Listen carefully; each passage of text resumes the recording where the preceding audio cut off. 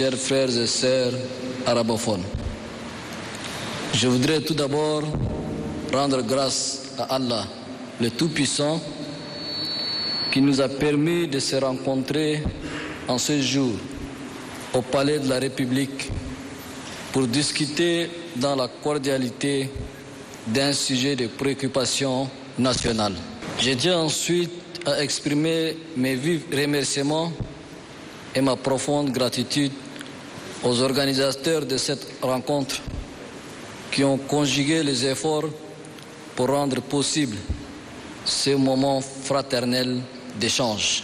Je suis en effet heureux de me retrouver aujourd'hui parmi vous, mes frères et sœurs, représentants de la société civile arabophone, éminents cadres arabophones et défenseurs engagés de la langue arabe.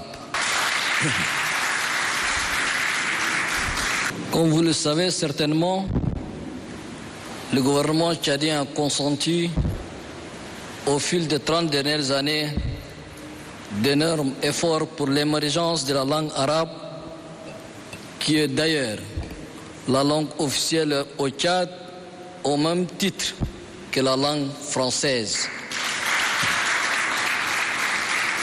Il accorde en ce sens une attention particulière au sujet de l'ancrage de l'apprentissage de la langue arabe dans nos établissements scolaires, afin de donner une meilleure base chez le jeune apprenant à partir de l'enseignement fondamental. Au regard du chemin parcouru, il y a matière de se réjouir de la qualité de l'enseignement reçu grâce à l'engagement et à la détermination sans faille du corps professoral. Que chacun reçoive ici l'expression de mon admiration, de mon estime et de mon encouragement. L'arabe est une langue officielle de la République du Tchad. Elle est une réalité. Elle est un patrimoine linguistique, culturel et historique qui appartient individuellement et collectivement à chaque citoyen tchadien. En effet, elle transcende les ethnies, les régions et les religions par son caractère national reconnu par les textes fondamentaux de la République du Tchad. Mieux encore, elle est une langue universelle du fait qu'elle a été la langue des sciences et de la littérature pendant des millénaires.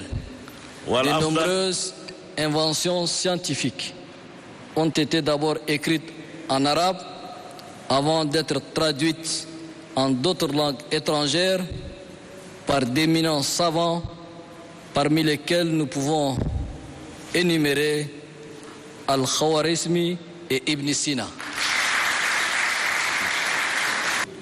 Chers frères et sœurs arabophones, du haut de cette tribune, j'exhorte mes frères et sœurs arabophones à saisir la tenue prochaine du dialogue national inclusif et souverain pour chercher les solutions les plus appropriées aux maux qui entravent la pleine application du bilinguisme dans notre pays.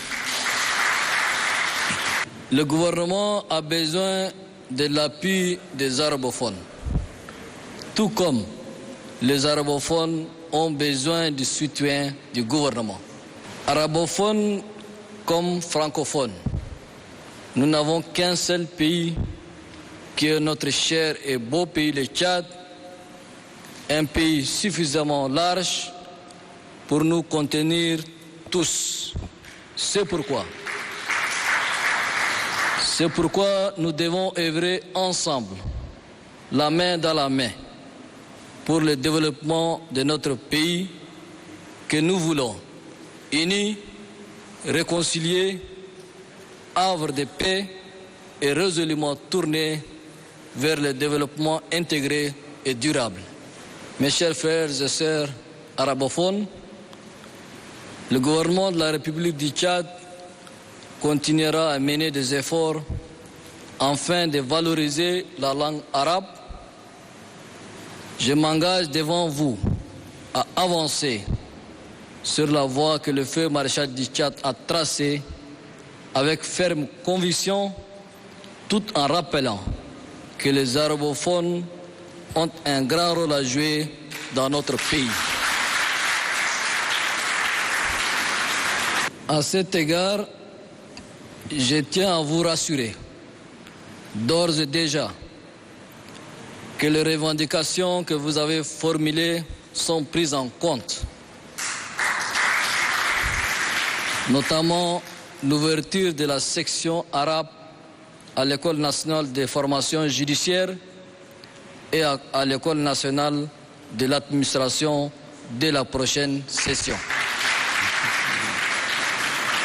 De même, le gouvernement est en train de mettre tout en œuvre pour doter l'université Roi Faisal d'une faculté de médecine répondant aux exigences en la matière.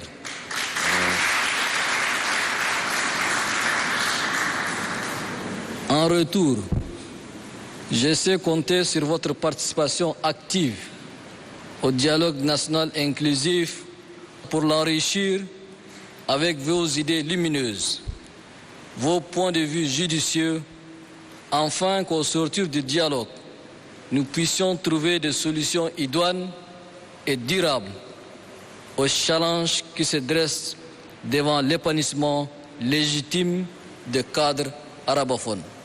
Dès cet instant, j'appelle mes frères et sœurs arabophones à cimenter l'unité nationale, à avoir un esprit patriotique, à cultiver la paix, l'amour du pays, la tolérance et à œuvrer pour le vivre ensemble et la cohabitation pacifique.